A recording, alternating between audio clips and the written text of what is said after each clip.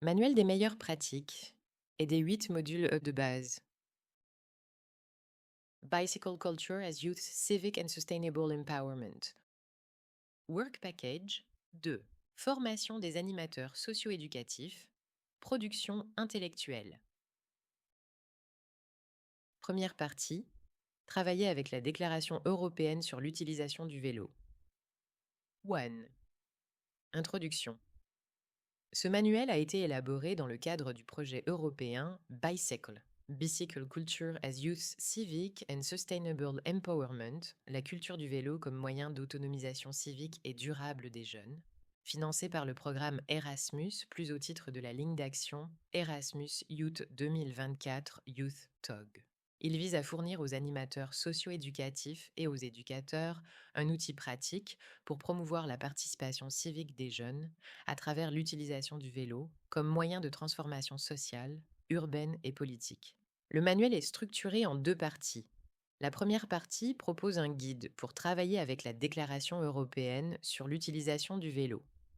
Un document clé approuvé par les institutions européennes qui définit des principes et des engagements communs pour la promotion du vélo à travers le continent. Cette déclaration présente non seulement une vision politique, mais fournit également des conseils techniques qui peuvent être analysés, interprétés et appliqués dans une perspective éducative et axée sur les jeunes.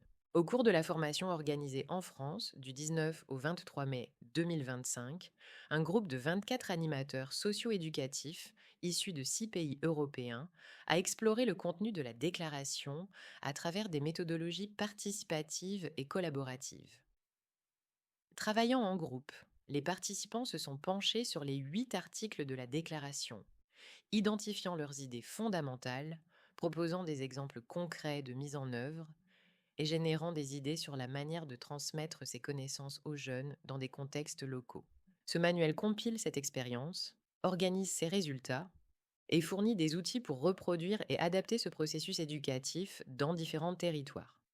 Il propose une méthodologie accessible et adaptable, visant à renforcer la capacité des jeunes à mener une analyse critique, à concevoir des actions communautaires et à participer à la vie politique. Le tout dans une perspective durable, inclusive et créative. 2. Qu'est-ce que la Déclaration européenne sur l'utilisation du vélo? La Déclaration européenne sur l'utilisation du vélo, proclamée en 2023 par le Parlement européen, le Conseil et la Commission européenne, représente une étape politique clé dans les stratégies de l'Union européenne visant à promouvoir une mobilité plus durable, plus équitable et plus résiliente. Ce document énonce les principes, les engagements et les recommandations que les institutions et les États membres devraient prendre en compte, afin d'intégrer systématiquement le vélo dans les politiques publiques. 2 pointe un cadre politique européen. Cette déclaration s'inscrit dans le cadre du Pacte vert pour l'Europe, qui définit la feuille de route permettant à l'Europe de devenir le premier continent climatiquement neutre d'ici 2050. Dans ce contexte, le vélo est considéré comme un outil stratégique pour atteindre des objectifs essentiels tels que la réduction des émissions polluantes, l'amélioration de la qualité de l'air, la transformation des modèles de mobilité urbaine et la création de villes plus vivables et plus saines. La déclaration est également liée à d'autres instruments clés tels que la stratégie pour une mobilité durable et intelligente, le cadre européen pour la mobilité urbaine, le plan d'action zéro pollution et les missions Horizon Europe sur les villes neutres en carbone. Tous ces cadres soulignent la nécessité d'investir dans des modes de transport durables, accessibles et sûrs, le vélo jouant un rôle de plus en plus central. En outre, ce document a des implications directes dans des domaines tels que la santé publique, la cohésion territoriale, l'inclusion sociale, l'économie circulaire, l'emploi vert et l'innovation industrielle, faisant du cyclisme une politique transversale, ayant un impact sur de multiples dimensions de la vie urbaine et sociale. 2.2. Contenu général et structure. La déclaration est structurée en 8 articles, chacun traitant d'un aspect clé du développement du cyclisme. Reconnaissance du vélo comme mode de transport durable essentiel. Intégration du cyclisme dans toutes les politiques de transport. Amélioration des infrastructures cyclables sûres et accessibles. Inclusion sociale et accessibilité pour tous les groupes sociaux. sécurité routière pour les cyclistes et promotion de l'éducation au cyclisme. Financement spécifique pour les projets liés au cyclisme. Promotion de l'emploi et de l'économie locale liée au cyclisme. Nécessité de collecter et d'analyser des données sur l'utilisation du vélo. Chaque article reflète une combinaison de principes politiques, d'exigences techniques et de propositions d'action pouvant servir de base à un travail participatif et critique avec les jeunes. 2.3. Pertinence pour les jeunes et la durabilité. La Déclaration européenne sur l'utilisation du vélo offre une occasion unique d'impliquer les jeunes dans des processus de réflexion et d'action politique dans une perspective concrète, accessible et transformatrice. Le document aborde des questions qui touchent directement la vie quotidienne des jeunes, telles que la mobilité urbaine, l'accès équitable au transport, la santé physique et mentale, la conception d'espaces publics sûrs et inclusifs, et l'engagement en faveur de la transition écologique. Travailler avec la déclaration d'un point de vue éducatif permet de faire le lien entre la politique européenne et les réalités locales des jeunes, en favorisant une prise de conscience critique de leur environnement et en les motivant à s'impliquer activement dans l'amélioration de leur communauté. Cela favorise également le développement de compétences clés telles que l'analyse politique, la créativité collective, la collaboration interculturelle et la participation civique. Le vélo devient ainsi un puissant point d'entrée pour renforcer le lien entre la jeunesse, la durabilité et la démocratie. Troisième méthodologie pour travailler avec la déclaration pendant la formation. Lors de la formation organisée en France en mai 2025, une approche pédagogique participative a été proposée afin d'explorer en profondeur les 8 articles de la Déclaration européenne sur l'utilisation du vélo. La méthodologie combinant une analyse critique des politiques publiques avec une dynamique collaborative et des outils pédagogiques issus de l'éducation non formelle, dans un environnement interculturel et d'apprentissage mutuel. 3.1. Approche pédagogique. L'approche méthodologique reposait sur l'idée que les animateurs socio-éducatifs devaient agir en tant que facilitateurs de la compréhension critique, de la créativité sociale et des processus d'autonomisation des jeunes. Par conséquent, le travail sur la déclaration a été structuré comme un parcours d'apprentissage collectif et expérientiel, dans lequel chaque groupe était chargé d'analyser en profondeur un article et de trouver des moyens de le traduire en propositions concrètes et en activités éducatives reproductibles. Cette méthodologie s'appuyait sur l'apprentissage par projet, le travail coopératif et l'utilisation de références locales et pertinentes. Grâce à une approche constructiviste, les participants ont été encouragés à relier le contenu politique à leur propre contexte, leur culture et leur réalité urbaine ou rurale. 3.2 Dynamique du travail en groupe. Les 24 participants ont été répartis en groupes. Chaque groupe a reçu le texte intégral des articles qui lui avaient été attribués, ainsi que des documents d'accompagnement, résumés, schémas visuels, exemples pratiques, questions directrices et modèles d'analyse. Tout au long des sessions, les étapes suivantes ont été suivies. Première lecture et compréhension commune de l'article, identification des idées clés et du langage technique. Deuxième, réécriture du contenu dans un langage accessible, compréhensible pour les jeunes, sans expérience préalable en matière de politique publique. Troisième, recherche d'exemples concrets dans leur contexte national ou local, réussite, défis actuels ou lacunes structurelles. Quatrième, conception d'une présentation concise et créative de l'article pour le reste du groupe, allant de dramatisation et d'infographie en direct à des simulations ou des cartes conceptuelles. Cinquième discussion finale en groupe pour identifier les liens entre les articles et réfléchir à leur applicabilité dans la vie réelle. 3 points, 3 outils utilisés. Pour faciliter ce processus, des outils d'éducation non formels adaptés aux contextes interculturels ont été utilisés. Questions génératives pour encourager la réflexion critique. À qui profite cette politique? Quels obstacles pourraient entraver sa mise en œuvre? Comment pouvons-nous impliquer les jeunes dans cet objectif? Support visuel et tableau à feuilleton mobile pour noter les idées clés, les propositions et les schémas collaboratifs. Traduction collective qui ont permis aux participants de travailler sur le langage technique de la déclaration et de le transformer en support pédagogique adapté aux jeunes. Échange d'expériences entre les pays afin d'enrichir l'analyse grâce à des perspectives diverses. Ce travail a abouti à une séance de partage collectif, au cours de laquelle chaque groupe a présenté son article aux autres, créant ainsi une vue d'ensemble complète et centrée sur les jeunes de la déclaration. Non pas comme un texte institutionnel distant, mais comme un outil pratique, accessible et stimulant pour un changement mené par les jeunes.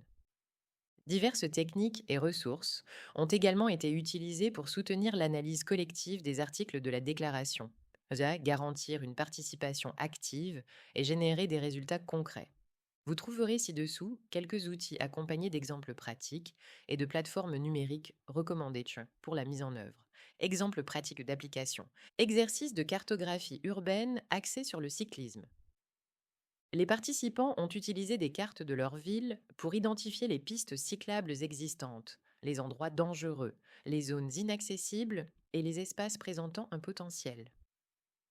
Par exemple, le groupe italien a cartographié un itinéraire dangereux à proximité d'une école et a proposé des solutions inspirées de l'article 3 sur les infrastructures cyclables.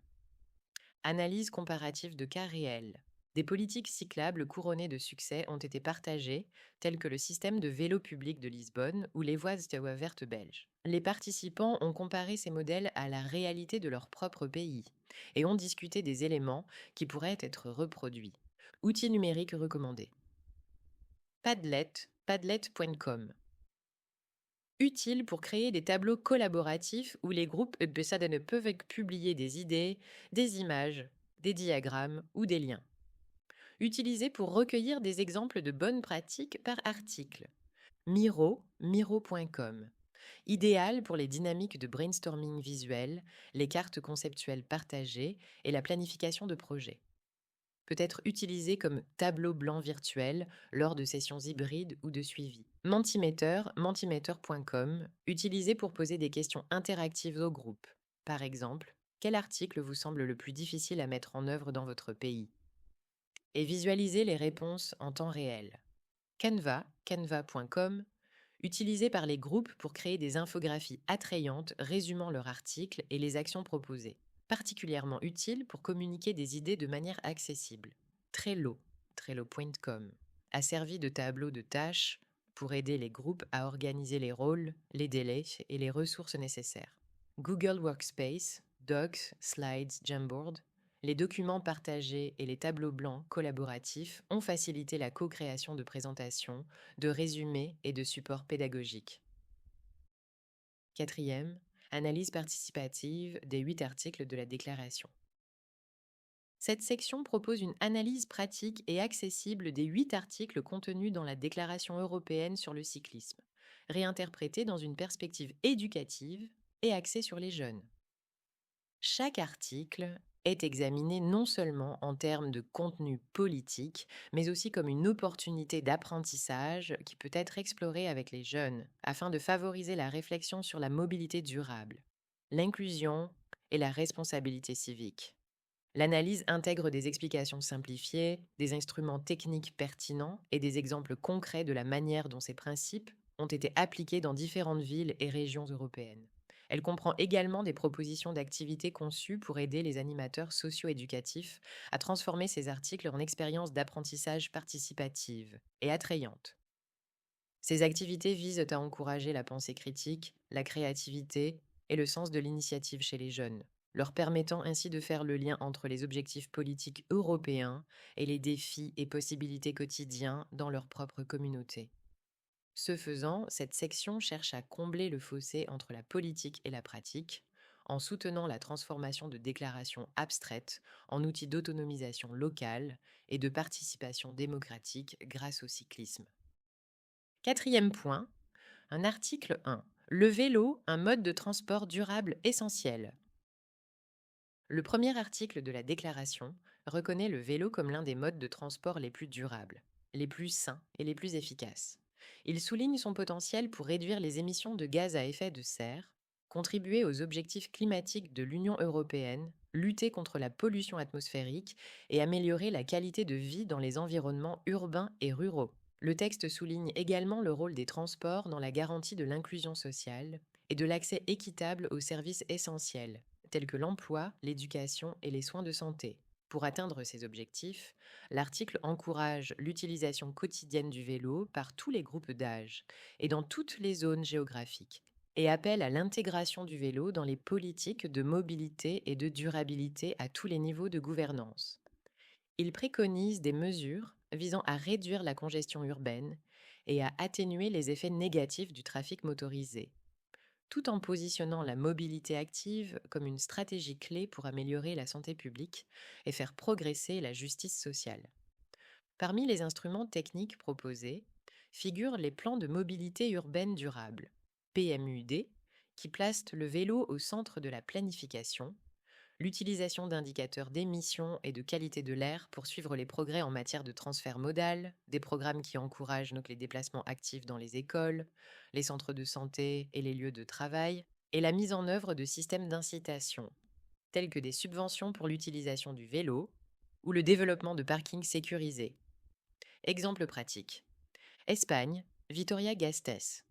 Le SUMP comprend un système intégré de pistes cyclables, de lignes de bus et de zones piétonnes, ce qui réduit considérablement l'utilisation des voitures particulières. Portugal, Lisbonne. Le système public de vélos électriques, Gira, a joué un rôle clé dans la promotion du vélo urbain et la réduction des embouteillages dans les zones centrales. France, Paris. Le plan vélo de la ville comprend une aide financière pour l'achat de vélos et un réaménagement permanent des rues après la pandémie, qui favorise la mobilité à vélo. Activités suggérées pour travailler sur cet article avec des jeunes. Carte de mobilité. Inviter le groupe à dessiner leurs itinéraires habituels, domicile-école, domicile-travail, loisirs, et suggérer des alternatives durables utilisant le vélo. Analyser les obstacles et les opportunités. Débat guidé. Pourquoi pensez-vous que tout le monde n'utilise pas le vélo comme moyen de transport? Que pourrait-on faire pour changer cela? Campagne fictive. Concevez une mini-campagne promouvant l'utilisation quotidienne du vélo, slogans, affiches, réseaux sociaux. Utilisez Canva et présentez-la au groupe. Simulation politique. En petit groupe, jouez le rôle d'un conseil municipal qui doit réduire les embouteillages. Quel rôle attribueriez-vous au vélo et pourquoi? Sortie d'observation, si possible? Faites une visite urbaine pour observer l'état des infrastructures, leur utilisation et les points de conflit pour les cyclistes. Quatrième point, 2 articles 2, intégration du vélo dans les politiques de transport. Cet article souligne que le vélo doit être pleinement intégré dans la planification des transports et dans toutes les politiques publiques connexes, du niveau local au niveau européen. Il soutient que le vélo ne doit pas être considéré comme un élément complémentaire ou secondaire, mais plutôt comme un mode de transport prioritaire et transversal à mettre sur un pied d'égalité avec les systèmes de transport motorisés et publics. L'article vise à garantir que le vélo soit systématiquement inclus dans la planification de la mobilité à tous les niveaux et que les décisions en matière de transport reconnaissent systématiquement le vélo comme une option de mobilité légitime et essentielle.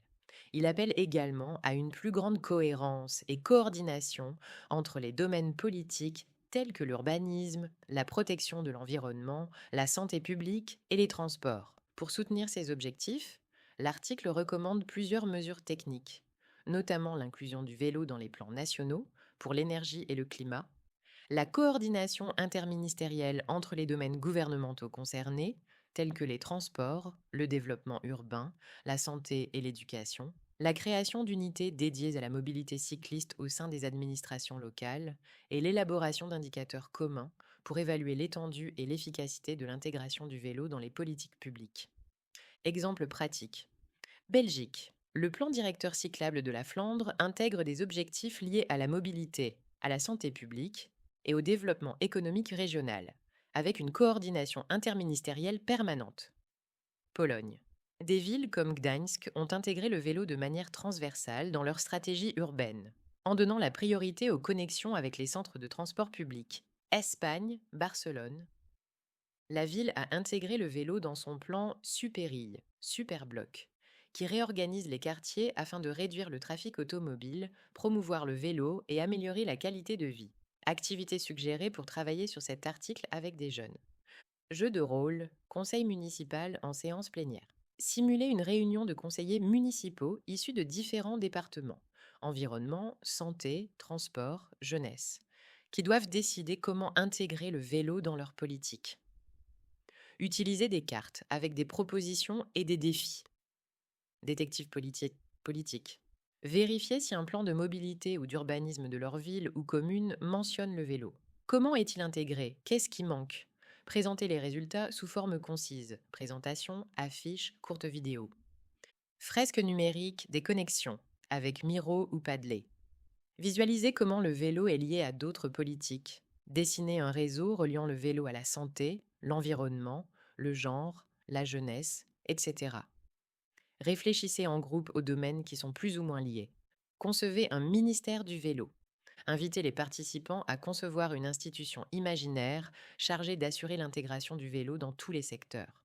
Quelles seraient ses fonctions? Comment coordonnerait-elle ses activités? Mini-documentaire ou simulation d'entretien? En petits groupes, créez une simulation d'entretien avec un décideur politique responsable de la mobilité, avec des questions préparées à l'avance sur la manière dont le vélo est intégré dans ses projets. L'entretien peut être enregistré avec un téléphone ou réalisé en direct. Quatrième point. 3. Article 3. Infrastructures cyclables sûres et accessibles. L'article 3 souligne le besoin urgent d'infrastructures cyclables de haute qualité, sûres, continues et accessibles dans toute l'Union européenne, tant en milieu urbain que rural. Il souligne que la promotion du vélo dépend d'éléments bien conçus, tels que des pistes cyclables séparées, des intersections sûres, des parkings sécurisés et des connexions intermodales efficaces. L'article attire également l'attention sur la nécessité de prendre en compte les personnes à mobilité réduite, en veillant à ce que les infrastructures soient inclusives dès leur conception. Pour atteindre ces objectifs, il préconise le développement d'infrastructures non seulement sûres et confortables, mais aussi physiquement connectées et socialement inclusives.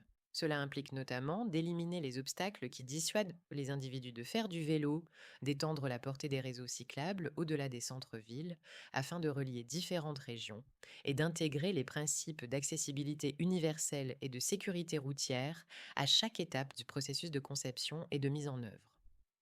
Les mesures techniques recommandées comprennent l'adoption de normes de conception claires pour les pistes cyclables séparées, la réalisation d'audits de sécurité routière axés spécifiquement sur le cyclisme, la planification de parkings sécurisés et de stations de réparation le long des itinéraires clés, et l'exigence d'une accessibilité universelle comme critère standard dans les projets d'infrastructures financés par des fonds publics. Exemple pratique. Pays-Bas. Un réseau de pistes cyclables séparées de la circulation automobile, bien balisées, éclairées et entretenues, avec priorité aux intersections et aux ronds-points. France. Le projet Vélo and Territoire a prolongé les pistes cyclables à travers les zones rurales, les reliant au réseau urbain et aux gares ferroviaires. Pologne. Wrocław. Le réseau cyclable a été conçu dans un souci de continuité et de sécurité, éliminant les segments déconnectés et les zones de conflit avec les piétons. Activité suggérée pour travailler sur cet article avec des jeunes. Analyse critique des itinéraires dans leur environnement. Faites une promenade à pied ou à vélo pour évaluer les conditions réelles des infrastructures cyclables. Y a-t-il des pistes cyclables? Sont-elles sûres? Sont-elles reliées entre elles? Y a-t-il des obstacles? Créer un rapport visuel, photos, notes et proposer des améliorations. Maquette ou conception numérique d'une rue idéale. En groupe, redessiner une rue réelle de leur ville afin de la rendre plus accessible et plus sûre pour les cyclistes. Utilisez des tableaux à feuilles mobiles, du carton ou des outils numériques tels que Tinkercad ou SketchUp. Urban Bike Test. Créer un questionnaire pour évaluer les itinéraires cyclables locaux, largeur, sécurité, connectivité, éclairage, signalisation. Appliquez-le et attribuez une note aux itinéraires locaux. Campagne de sensibilisation. La piste invisible. Mettez en évidence les segments manquants ou dangereux du réseau cyclable. Créez une vidéo, une carte numérique ou une intervention artistique symbolique. Prototype créatif de porte-vélo. Concevez et construisez, physiquement ou sous forme de maquette, un porte-vélo sûr, visible et accessible pour un lieu public spécifique, par exemple un parc, une école, un centre communautaire. Quatrième point. 4. Article 4. Inclusion sociale et accès équitable.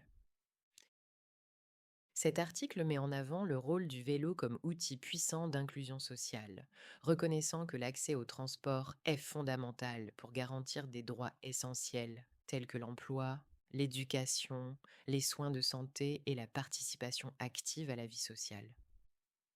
Il souligne l'importance de faire en sorte que le vélo soit une option réelle et viable pour tous, en particulier pour les personnes vivant en zone rurale, les personnes handicapées, les jeunes, les personnes âgées et les communautés en situation de vulnérabilité. Les principaux objectifs de cet article sont de rendre le vélo accessible à tous les groupes sociaux, tout en favorisant l'équité territoriale et générationnelle dans la pratique de la mobilité active. Il vise également à éliminer les obstacles physiques, économiques, culturels et symboliques qui empêchent les les individus d'utiliser le vélo en reconnaissant son potentiel transformateur pour favoriser à la fois l'autonomie personnelle et une plus grande intégration sociale. Pour soutenir ces objectifs, divers instruments techniques peuvent être mis en œuvre. Il s'agit notamment de programmes publics qui fournissent des vélos par le biais de systèmes de prêts ou de dons aux jeunes ou aux personnes disposant de moyens financiers limités, de l'utilisation de vélos adaptés pour répondre aux besoins des personnes à mobilité réduite ou handicapées, et du développement d'initiatives gratuites ou subventionnées d'éducation et de formation au cyclisme. En outre, l'article préconise des campagnes de sensibilisation inclusive et multilingue, ainsi que l'application des principes de conception universelle dans toutes les infrastructures et tous les services liés au cyclisme, afin de garantir une véritable accessibilité pour tous. Exemple concret. Espagne, Saragosse. La ville a un programme qui fait don de vélos inutilisés à des jeunes issus de quartiers périphériques après les avoir réparés dans des ateliers communautaires. Belgique. Certaines villes offrent des bons de mobilité aux familles vulnérables, afin qu'elles puissent accéder à des vélos ou des vélos électriques. Danemark. Copenhague. L'initiative Cycling Without Age, fondée à Copenhague en 2012, encourage le cyclisme intergénérationnel en proposant des sorties gratuites sur des tricycles spécialement adaptés où de jeunes bénévoles, appelés pilotes, emmènent des personnes âgées ou handicapées faire des balades, favorisant ainsi l'inclusion, la mobilité et les liens sociaux. Activités suggérées pour travailler sur cet article avec des jeunes. Histoire vécue. Rechercher et partager des histoires de personnes pour qui le vélo a eu un impact positif sur leur vie, que ce soit pour des raisons financières, de santé ou d'inclusion. Des interviews ou de courtes vidéos peuvent être réalisées. Atelier d'empathie. Une activité de groupe qui simule les obstacles à l'utilisation du vélo. Par exemple, rouler avec une jambe immobilisée, sans vision ou sans moyens financiers. Réfléchissez ensemble aux obstacles invisibles qui existent. Concevez un programme local de cyclisme inclusif. En équipe, imaginez et planifiez un programme municipal visant à garantir qu'aucun jeune ne soit privé de vélo. Comment serait-il financé? Qui serait impliqué? Quels obstacles faudrait-il surmonter? Fresque collaborative, des vélos pour tous. Créer une fresque physique ou numérique à l'aide de Padlet ou Canva, où chaque jeune exprime comment le cyclisme peut être inclusif, à travers des images, des phrases, des dessins ou des exemples locaux. Carte des opportunités et des obstacles. Utilisez Google My Maps ou la cartographie manuelle pour identifier les endroits où les vélos sont accessibles et ceux où ils ne le sont pas, en raison du manque d'infrastructures, du danger ou du coût. Analyser et discuter en groupe. 4e point. 5. Article 5. Sécurité routière et éducation au cyclisme. Cet article souligne que la sécurité est une condition fondamentale pour promouvoir le cyclisme. Il reconnaît que de nombreuses personnes, en particulier les femmes, les enfants et les personnes âgées, évitent d'utiliser le vélo par crainte des accidents. Il est donc essentiel d'améliorer les infrastructures, de renforcer la réglementation, de mettre en œuvre des mesures d'application efficaces et surtout d'assurer une éducation et une formation précoce et continue. L'article préconise une approche Safe System, système sûr, qui tient compte de la sécurité des cyclistes au même titre que celle de tous les autres usagers de la route. Ses principaux objectifs sont d'améliorer la sécurité des cyclistes sur les voies publiques, de promouvoir l'éducation au cyclisme dès le plus jeune âge dans des cadres formels et informels, de réduire le taux d'accidents grâce aux infrastructures, à la législation et à la sensibilisation, et de favoriser une culture de respect mutuel entre les piétons, les cyclistes et les automobilistes. Pour y parvenir, l'article recommande des mesures techniques, telles que des programmes d'éducation au cyclisme dans les écoles et les centres de jeunesse, l'application de limites de vitesse sûres dans les zones urbaines, des campagnes de sensibilisation promouvant la coexistence entre les différents modes de transport, un contrôle efficace du respect du code de la route et des programmes de formation pour les éducateurs, les animateurs jeunesse et les agents locaux. Exemple pratique, France. Le programme Savoir rouler à vélo permet aux élèves du primaire d'apprendre à faire du vélo en toute sécurité grâce à des cours théoriques et pratiques. Italie, Milan. La ville a instauré des limitations de vitesse à 30 km/h dans de nombreux quartiers afin de créer des environnements plus sûrs pour les cyclistes et les piétons. Activités suggérées pour travailler sur cet article avec des jeunes. Atelier pratique sur la sécurité routière. Organiser un atelier théorique et pratique couvrant les règles de base du cyclisme. Panneaux de signalisation, port du casque, éclairage et comportement aux intersections. Il peut inclure une courte balade à vélo pour mettre en pratique ce qui a été appris. Simulation de circulation urbaine. Mettez en place un circuit de circulation simulé avec des panneaux, des obstacles et des intersections, où les jeunes jouent sur les rôles de cyclistes, de piétons et de conducteurs. Réfléchissez à ce que l'on ressent en roulant à vélo et partagez les résultats de l'apprentissage. Campagne de sensibilisation. Respectez mes 1,5 m. Créer du matériel de sensibilisation sur la distance minimale de sécurité pour dépasser les cyclistes. Utilisez Canva ou des affiches physiques. Partagez-les sur les réseaux sociaux ou dans les espaces communautaires. Audit de sécurité citoyen. Identifiez et documentez les endroits dangereux pour les cyclistes dans la région. Intersections sans visibilité, rues mal éclairées, passages piétons non signalés. Téléchargez les résultats sur une carte collaborative, Google My Maps ou Padlet. Quiz de type Kahoot ou jeu interactif. Créez un jeu en ligne avec des questions sur la sécurité à vélo, une façon amusante et attrayante d'introduire ou de réviser des connaissances importantes. Quatrième point. 6. Article 6. Financement adéquat pour le cyclisme. L'article 6 de la déclaration souligne que le financement est un pilier fondamental pour permettre à davantage de personnes d'utiliser le vélo. Sans investissement suffisant, les politiques en faveur du cyclisme ne peuvent passer de la théorie à la pratique. Le texte appelle à un soutien financier dédié au cyclisme à tous les niveaux, du local à l'européen, pour la création de nouvelles infrastructures, mais aussi pour l'entretien des réseaux existants, la promotion de programmes éducatifs et le développement de services connexes.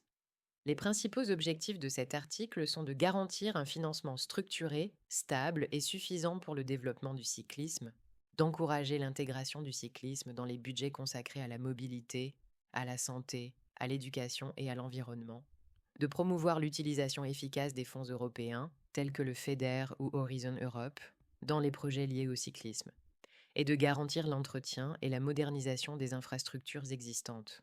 Parmi les principaux instruments techniques figurent des allocations budgétaires spécifiques pour le cyclisme dans les plans municipaux ou nationaux, l'accès aux fonds européens tels que le Mécanisme pour l'interconnexion en Europe, MIP, ou Next Generation EU, les programmes locaux de microfinancement tels que les budgets participatifs pour les jeunes ou les subventions pour les groupes de cyclistes, et les projets de développement urbain liés à la mobilité durable. Exemple concret, Belgique, Bruxelles. La ville a triplé son budget consacré au vélo au cours des 5 dernières années, pour atteindre 30 millions d'euros par an, alloués aux infrastructures, à la formation et aux campagnes publiques. Espagne, Valence. Le conseil municipal a utilisé les fonds européens Next Generation pour construire un réseau connecté de pistes cyclables séparées et sécurisées dans tous les quartiers, en accordant la priorité aux itinéraires à proximité des écoles et des universités, afin de renforcer la mobilité active sûre et de réduire le trafic automobile. Italie, Bologne. Dans le cadre du programme régional Bike to Work 2024 à 2026, Les employeurs et les organismes publics peuvent inscrire leurs employés dans un système de suivi basé sur une application. Les participants reçoivent jusqu'à 0,20 € par kilomètre parcouru à vélo pour se rendre au travail maximum, 50 € par mois, sur la base des trajets certifiés par GPS. Activités suggérées pour travailler sur cet article avec des jeunes. Simulation de budget participatif. Diviser le groupe en équipes représentant différents secteurs: éducation, environnement, mobilité, jeunesse. À partir d'un budget fictif, elles doivent négocier le financement d'initiatives en faveur du vélo, évaluer les priorités et expliquer pourquoi. Conception d'un argumentaire de financement.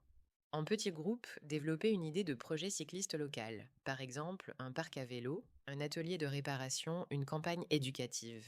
Et préparer un bref argumentaire éclair pour rechercher des financements. Utiliser Canva ou Google Slides. Recherche locale. Analyser les budgets municipaux de leur ville. Le cyclisme y est-il mentionné? Combien y a-t-il investi? Présenter les résultats de manière visuelle et suggérer des améliorations. Jeu de cartes investisseurs. Chaque équipe représente une organisation de jeunesse et reçoit des cartes avec différents types d'investissements potentiels. Infrastructures, ateliers, applications, campagnes. Elle doit les classer par ordre de priorité et justifier ses choix. Créer une campagne pour réclamer des investissements dans le cyclisme. Concevez un hashtag, un slogan et des actions de mobilisation des jeunes pour réclamer davantage de financement pour le cyclisme dans votre région. Utilisez les réseaux sociaux ou des approches créatives telles que des flash mobs ou des vidéos. Quatrième point 7. Article 7. Le cyclisme et l'économie verte locale. L'article 7 met en évidence la dimension économique du cyclisme en tant que moteur du développement durable et local. Le vélo favorise l'emploi dans divers secteurs tels que la fabrication, la réparation, le tourisme, la logistique urbaine et le commerce de proximité. Grâce à son faible coût et à son caractère zéro émission, le cyclisme contribue à la mise en place d'une économie plus verte, plus circulaire et plus résiliente, avec des effets positifs tant dans les centres urbains que dans les communautés rurales. Cet article appelle à une meilleure reconnaissance du cyclisme en tant que source d'emplois verts et d'innovation, encourageant les progrès en matière de conception, de production, d'entretien et de services complémentaires.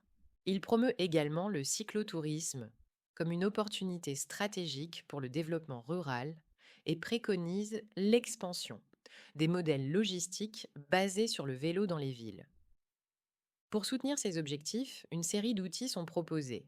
Soutien public aux entreprises liées au vélo, telles que les coopératives, les ateliers et les services de livraison.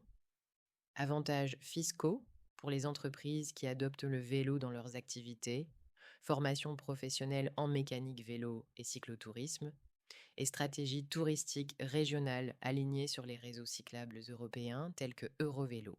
Exemple concret. France. Les maisons du vélo sont des centres cyclistes locaux fondés sur les principes de l'économie sociale, qui proposent des formations, des locations, des réparations et des services d'information liés au vélo, tout en ciblant explicitement les jeunes et les groupes vulnérables à travers des programmes liés à l'emploi. Espagne, Asturies et Catalogne. Des coopératives cyclistes gèrent des itinéraires touristiques, des ateliers et des magasins de vélos dans les zones rurales, contribuant ainsi à stimuler l'économie verte locale. Italie. Des entreprises de surplus de logistique durable telles que Urban Bike Messengers livrent des colis à vélo dans le centre-ville, réduisant ainsi le trafic et la pollution. Activités suggérées pour travailler sur cet article avec des jeunes. Carte des emplois verts liés au vélo. En groupe, identifier et représenter visuellement, sur papier ou avec Miro, les emplois liés au vélo: mécanicien, livreur à vélo, guide touristique, designer, organisateur d'événements, etc. Discuter des compétences et de la formation nécessaire, ainsi que des opportunités qui existent dans leur région. Atelier sur l'entrepreneuriat cycliste. Concevez une entreprise ou une initiative sociale fictive basée sur le vélo. Qu'offre-t-elle? À qui s'adresse-t-elle? Comment est-elle financée? Quel est son impact environnemental et social? Présentez-la sous forme d'infographie ou de prototype numérique. Recherche sur les meilleures pratiques locales. Trouvez des exemples concrets d'entreprises ou d'associations qui utilisent le vélo comme moteur économique dans leur région. Créez une fiche d'information ou une courte présentation orale. Jeu de simulation. Ville verte. Créez un tableau où différents secteurs, tourisme, logistique, commerce, formation, décident de comment intégrer le vélo dans leur modèle économique local. Analysez les avantages communs. Mini-documentaire ou podcast pour les jeunes. Interviewez des personnes qui travaillent avec des vélos, coursiers, mécaniciens, guides, militants.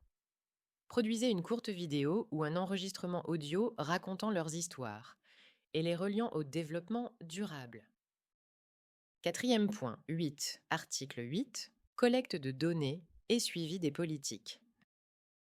L'article 8 souligne l'importance de disposer de données exactes, actualisées et comparables afin de concevoir, évaluer et améliorer les politiques cyclables. Sans informations fiables sur l'usage du vélo, la perception du public, les taux d'accident ou les investissements financiers, il devient difficile de justifier les décisions politiques, d'évaluer les impacts des politiques ou de détecter les inégalités territoriales. L'article appelle également à l'harmonisation des indicateurs au sein de l'Union européenne. Il vise à mettre en place des systèmes systématiques de collecte de données sur la mobilité cyclable, à développer des indicateurs communs permettant des comparaisons entre pays et régions, à évaluer l'impact des politiques cyclables sous les angles de l'efficacité, de l'équité et de la durabilité, et à promouvoir la participation citoyenne dans la conception et le suivi des politiques.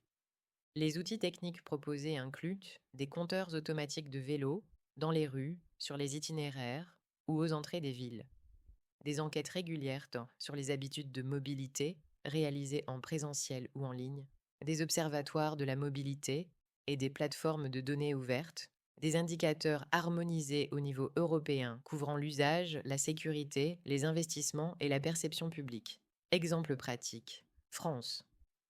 La plateforme numérique Vélo and Territoire agrège les données relatives au trafic cycliste provenant de plus de 1500 points de comptage automatique permanents répartis dans tout le pays via la plateforme nationale des fréquentations, fournissant ainsi des informations en temps réel et historiques sur l'utilisation des principaux itinéraires urbains et Eurovélo. Pays-Bas, des systèmes avancés de détection et de comptage des vélos en temps réel sont intégrés dans le contrôle intelligent des feux de circulation IVTRI-ITLC, ce qui permet de donner la priorité aux cyclistes, en particulier aux groupes, d'assouplir la synchronisation des feux et de fournir des données multimodales riches pour la planification de la mobilité. Espagne, Madrid. Le portail de données ouvertes de la mairie publie des ensembles de données détaillées sur le système public de vélos en libre service, Guicimad, notamment le nombre d'utilisateurs, les données sur les flux cyclistes basées sur le GPS, les cartes des itinéraires et les analyses de mobilité basées sur des enquêtes, favorisant ainsi la transparence, la planification et la recherche. Activités suggérées pour travailler sur cet article avec des jeunes. Mini-enquête locale sur le cyclisme. Concevez et menez une brève enquête sur l'utilisation du vélo dans leur communauté. Combien de personnes font du vélo? À quelle fréquence? Quels sont les obstacles auxquels elles sont confrontées? Analysez les résultats en groupe et présentez-les à l'aide de graphiques, Google Forms plus Google Sheets. Carte collaborative de l'utilisation du vélo. À l'aide de Google My Maps ou Padlet, créez une carte partagée sur laquelle les participants indiquent les itinéraires qu'ils empruntent, les endroits où ils se sentent en sécurité ou en insécurité, et leurs suggestions d'amélioration. Identifiez les tendances et les zones clés. Conception d'indicateurs citoyens. En groupe, définissez les données à collecter pour évaluer les bonnes politiques en matière de cyclisme. Que faut-il mesurer? Comment? Par qui? Jeu Data Detectives. Recherchez des données ouvertes sur le cyclisme au niveau municipal, régional ou national, sur les sites web municipaux, auprès des agents statistiques, des ONG. Quelles sont les données disponibles? Quelles sont celles qui manquent? Ces informations sont-elles utiles? Hackathon pour les jeunes. Idées issues des données. À partir des données collectées, réfléchissez à des solutions possibles. Comment améliorer la mobilité à vélo? Quelles actions politiques pourraient être proposées? Présentez les résultats sous la forme d'une campagne ou d'une proposition formelle. Cinquième, stratégie clé pour faciliter ce processus avec les jeunes. Travailler avec la Déclaration européenne sur l'utilisation du vélo, comme indiqué dans les sections précédentes, implique plus que la simple transmission de connaissances. Cela nécessite également de favoriser la réflexion critique, l'engagement créatif et l'autonomisation des jeunes. Pour y parvenir, il est essentiel d'adopter une approche pédagogique en résonance avec les intérêts, le langage et les réalités de chaque groupe. 5.1 Suggestions didactiques. Partir du contexte du groupe. Commencer par explorer leur environnement quotidien, leurs habitudes de mobilité et leurs expériences personnelles liées au vélo. S'appuyer sur l'expérience. Plutôt que de transmettre des contenus, faciliter la découverte par des dynamiques actives, des questions ouvertes et l'analyse d'études de cas. Adopter une approche basée sur des projets. Structurer l'apprentissage autour de défis ou de propositions spécifiques qui mènent à un résultat concret. Par exemple, une présentation, une vidéo, une campagne ou un modèle. Intégrer des outils numériques. Utiliser des plateformes visuelles, collaboratives et ludiques pour rendre la réflexion politique plus accessible et plus attrayante. Créer des espaces de confiance et d'horizontalité. Veiller à ce que toutes les voix soient valorisées, que la pensée critique soit encouragée et que la diversité des opinions soit respectée. 5.2 Méthode participative recommandée.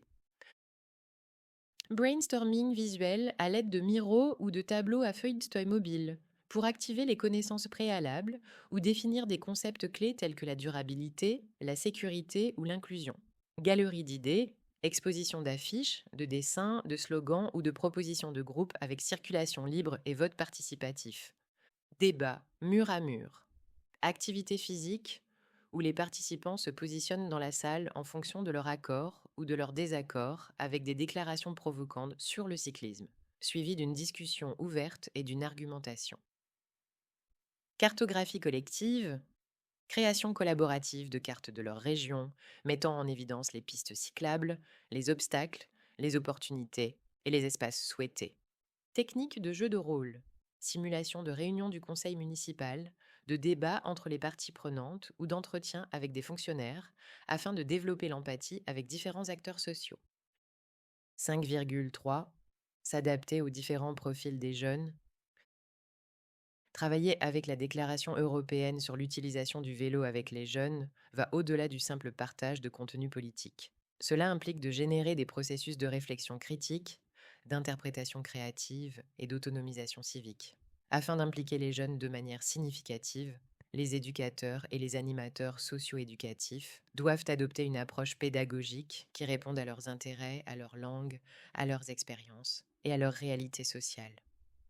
Avant d'introduire des concepts ou des politiques externes, les animateurs doivent encourager les participants à explorer leur environnement quotidien, leurs habitudes de mobilité et leurs expériences personnelles avec le vélo. Cela permet d'ancrer le processus d'apprentissage dans quelque chose de tangible et de familier. Il est essentiel de s'appuyer sur l'expérience plutôt que sur un contenu abstrait. Plutôt que de donner des cours magistraux, l'animateur doit guider les participants à travers un apprentissage basé sur la découverte, en utilisant des méthodes actives telles que des questions ouvertes, des études de cas et des observations du monde réel qui suscitent la curiosité et le dialogue. Organiser l'apprentissage autour de projets concrets est une autre stratégie efficace. Lorsque les jeunes sont invités à relever des défis ou à concevoir des propositions, comme créer une campagne locale en faveur du vélo, cartographier les infrastructures ou simuler une présentation de politique publique, le processus devient plus pertinent et axé sur l'action. Ces projets peuvent aboutir à des résultats tangibles, tels que des présentations, des vidéos, des maquettes ou des campagnes, qui renforcent le sentiment d'appropriation et d'accomplissement. Les outils numériques peuvent également jouer un rôle central dans l'engagement des jeunes.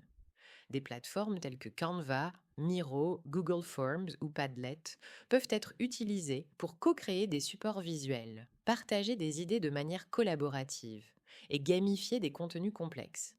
Ces technologies sont souvent familières aux jeunes et peuvent contribuer à combler le fossé entre le langage politique et l'expression des jeunes, rendant la réflexion plus dynamique, interactive et accessible. Avant tout, les animateurs doivent créer des espaces sûrs, inclusifs et horizontaux où toutes les voix sont respectées. Encourager la pensée critique, soutenir l'expression émotionnelle et favoriser une culture de l'écoute sont essentiels pour un apprentissage significatif. La participation doit être conçue de manière à respecter la diversité des points de vue, et le dialogue de groupe doit être valorisé par rapport à la performance ou à l'exactitude. Pour adapter le processus aux différents profils des jeunes, plusieurs considérations sont importantes. Pour les groupes ayant un faible niveau d'éducation ou qui se sentent déconnectés des environnements d'apprentissage formels, il est préférable d'intégrer davantage d'activités physiques, de jeux, d'exploration en plein air et de méthodes créatives ou narratives. Ces approches réduisent donc les obstacles et rendent l'engagement amusant, actif et inclusif. Pour les jeunes déjà intéressés par l'activisme ou la politique, le processus peut inclure une exploration plus approfondie des outils de plaidoyer, de l'analyse des politiques publiques et des stratégies de participation citoyenne.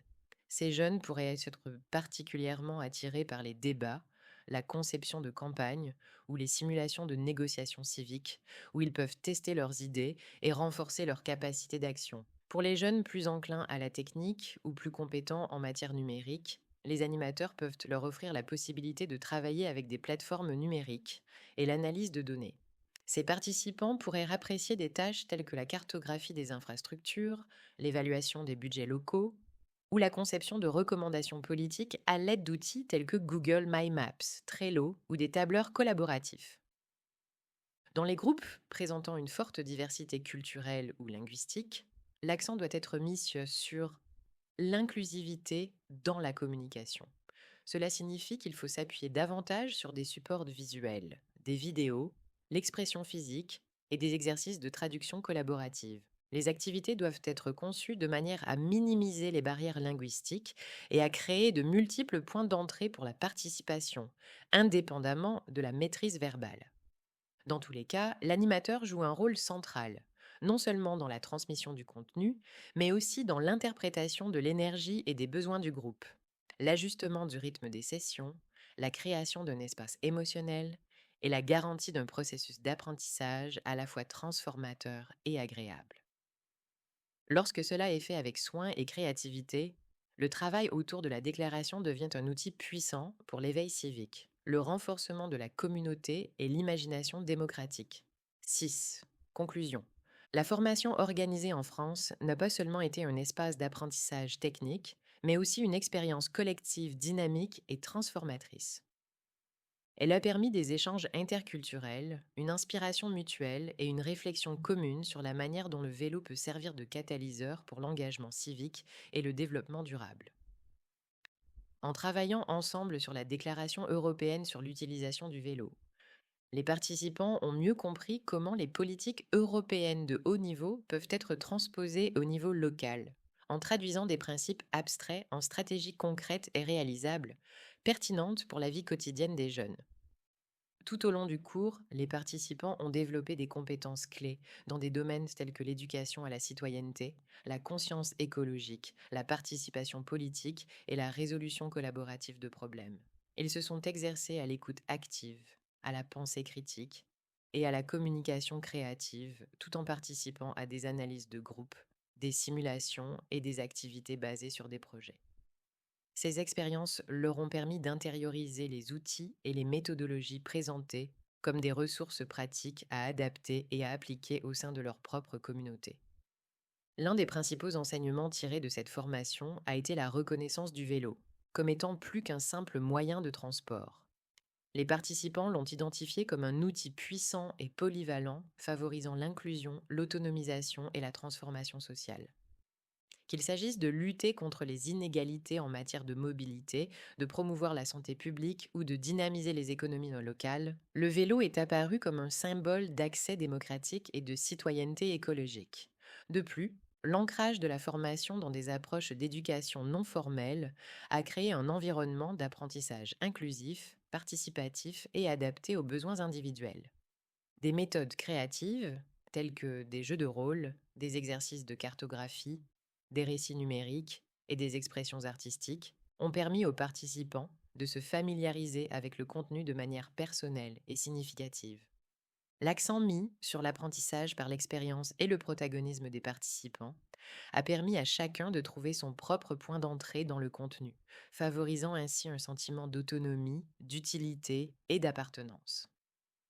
Préparer le terrain pour l'application de la méthodologie de l'itinéraire cyclable. Avant de mettre en œuvre la méthodologie spécifique pour développer des projets de mobilité basés sur le vélo, qui sera abordé dans la deuxième partie de ce manuel, il est essentiel de suivre une série d'étapes préparatoires afin de garantir que le processus soit pertinent, solide et efficace. La première étape consiste à comprendre le groupe avec lequel vous allez travailler. Cela implique d'évaluer ses intérêts, son niveau de connaissance, ses motivations ainsi que les obstacles potentiels auxquels il pourrait être confronté. Ce diagnostic permettra d'adapter l'approche, le langage et les ressources au profil du groupe, assurant ainsi un meilleur engagement et un impact plus fort sur l'apprentissage. Il est tout aussi important de réaliser une analyse du contexte local. Cela inclut l'identification des itinéraires cyclables existants, des besoins de mobilité non satisfaits, des politiques ou réglementations locales pertinentes, des parties prenantes clés ainsi que des ressources matérielles ou institutionnelles disponibles. Une compréhension claire du paysage territorial permettra au projet de répondre à des défis réels et significatifs. L'établissement d'alliances stratégiques constitue un autre aspect clé. Créer des liens avec les autorités locales, les associations cyclistes, les écoles, les centres de jeunesse ou encore des experts en mobilité peut offrir un soutien précieux, des ressources ainsi qu'une légitimité à l'initiative. Ces partenariats peuvent également contribuer à amplifier les résultats du projet et à en assurer la durabilité dans le temps. Créer une atmosphère de confiance et de co-création au sein du groupe est fondamental. Les jeunes participants doivent sentir qu'ils ne sont pas de simples récepteurs passifs d'une méthodologie, mais des acteurs actifs façonnant l'ensemble du processus, de la planification à l'évaluation. Les facilitateurs doivent encourager un environnement participatif et inclusif où chaque voix est entendue et valorisée. Enfin, il est essentiel de définir des objectifs clairs et partagés. Le groupe doit déterminer collectivement ce qu'il souhaite atteindre avec son projet d'itinéraire cyclable, quel public il souhaite toucher, de quelles ressources il aura besoin et comment il évaluera la réussite. Avoir un objectif bien défini servira de guide au processus et fournira un cadre pour la prise de décision collective. En suivant ces étapes préparatoires, la mise en œuvre de la méthodologie pourra devenir une expérience véritablement contextualisée, participative et transformative, plaçant les jeunes au cœur du changement territorial. Deuxième partie, méthodologie pour le développement de projets d'itinéraires cyclables. 1. Introduction à la méthodologie de l'itinéraire cyclable. Cette méthodologie a été développée de manière collaborative au cours de la formation et repose sur l'apprentissage expérientiel, la participation des jeunes et l'analyse communautaire. Son objectif principal est de fournir un cadre étape par étape pour concevoir, évaluer et proposer des améliorations des itinéraires cyclables, dans une perspective éducative qui favorise l'engagement civique et l'autonomisation. En cohérence avec les principes de la Déclaration européenne sur l'utilisation du vélo, cet outil est également conçu pour doter les jeunes des compétences nécessaires afin de lire leur environnement de manière critique, d'identifier les besoins locaux et d'agir collectivement pour transformer leur communauté grâce à des initiatives basées sur le vélo. Deuxième phase de la méthodologie. La méthodologie est structurée en 10 étapes, présentées dans une séquence logique mais entièrement adaptable à différents contextes, calendriers et dynamiques de groupe. Avant d'aborder un itinéraire ou un défi de mobilité spécifique, il est toutefois crucial d'ouvrir un espace initial de connexion collective et de définition d'objectifs. Cette phase préparatoire encourage les participants à imaginer de manière créative les changements qu'ils souhaitent apporter à leur territoire grâce au vélo.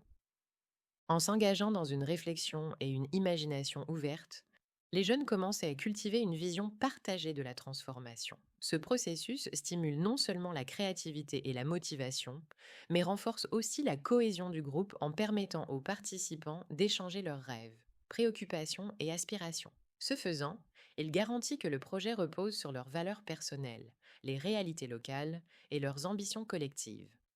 Activité suggérée pour guider cette phase initiale. Fresque des rêves. Sur une grande feuille de papier ou un mur numérique, par Exus Padlet ou Miro, chaque jeune répond à la question qu'aimerais-je voir changer dans ma ville grâce au vélo? Ok, so, boum. Les réponses peuvent prendre la forme de mots, de dessins ou de symboles. Cercle du futur. En cercle, chaque personne complète la phrase j'imagine un quartier où, en mettant l'accent sur la mobilité, l'inclusion et l'espace public. Lettre au futur.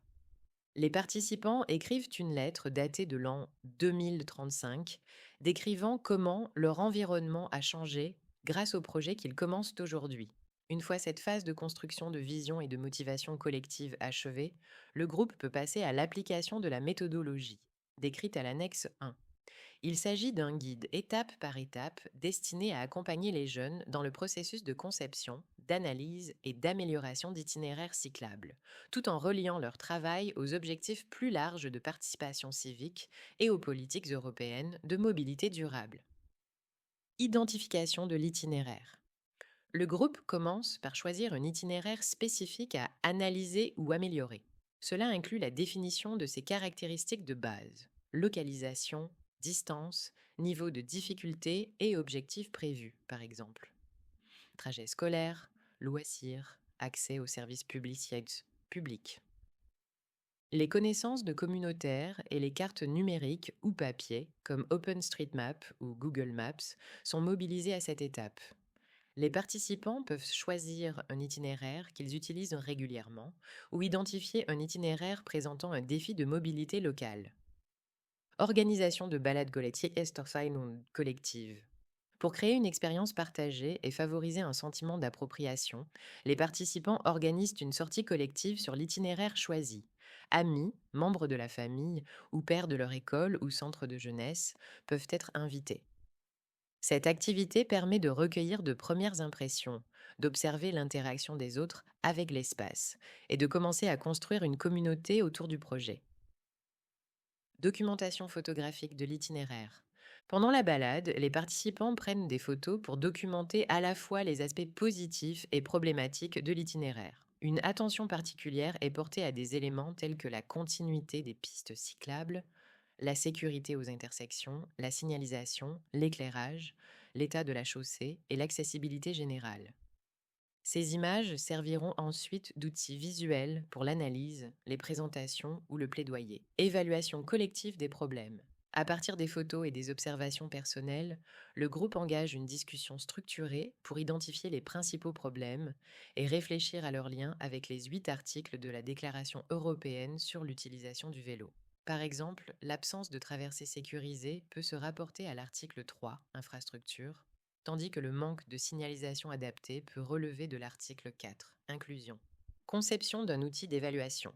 Pour recueillir des points de vue plus diversifiés, les participants conçoivent des outils pour collecter des retours d'autres usagers de l'itinéraire. Cela peut inclure des questionnaires imprimés ou numériques, des interviews ou des QR codes placés le long de l'itinéraire, menant à des formulaires en ligne. L'objectif est surtout de systématiser les perceptions de la communauté et d'identifier les problèmes et besoins récurrents. Collecte d'informations contextuelles. Les participants rassemblent des informations contextuelles sur l'itinéraire, son histoire, son état actuel et les éventuels projets d'amélioration. Ils mènent une analyse plus détaillée à travers 4 axes thématiques. Sécurité et accessibilité pour tous les usagers. Connectivité avec d'autres itinéraires et transports intermodaux, bus, trains. Qualité des infrastructures, services disponibles et potentiel touristique. Impact environnemental, lien avec les entreprises locales et opportunités d'emploi vert. Rédaction de propositions d'amélioration. Sur la base des résultats, le groupe formule des propositions réalistes et solidement argumentées pour améliorer l'itinéraire. Celles-ci doivent être techniquement réalisables, appuyées par des preuves et alignées sur les cadres politiques locaux ou européens par EXO. Plan de mobilité urbaine durable, opportunités de financement européen, normes d'accessibilité. Les propositions peuvent inclure des supports visuels tels que des maquettes ou des cartes annotées. Planification de réunions avec les autorités. Les participants identifient les parties prenantes institutionnelles pertinentes, services municipaux de mobilité, élus locaux, agences de transport, et préparent leurs actions de plaidoyer. Ils organisent leurs arguments, leurs supports et la répartition des rôles. Cette étape offre une occasion précieuse de pratiquer le dialogue civique et la participation démocratique. Rapport de suivi après les réunions. Après les rencontres, le groupe documente les résultats. Quels engagements ont été pris, quelles préoccupations ont été soulevées et quelles actions de suivi ont été envisagées. Ce rapport peut être partagé publiquement ou servir de base à de futures communications avec les autorités. Campagne de visibilité. Enfin, le groupe organise une campagne publique pour partager son travail, ses propositions et l'itinéraire repensé avec la communauté au sens large. Cela peut inclure du storytelling numérique via les réseaux sociaux, des infographies, des affiches dans les espaces communautaires, des événements comme des balades guidées ou des communiqués de presse pour les médias locaux. L'objectif est de sensibiliser, de mobiliser du soutien et d'assurer la durabilité de l'initiative.